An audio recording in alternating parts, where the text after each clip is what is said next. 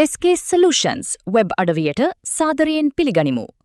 ගුරුවරයෙකු ලෙස ලියාපදිංචි වීම සඳහා මුලින්ම හෝම් පේජ් එකේ ඇති ටීචර්ස් බටන් එක ක්ලික් කරන්න. දැන් ලැබෙන Google login page එකෙන් ඔබේ Google ගිණුම තෝරා sign in වෙන්න.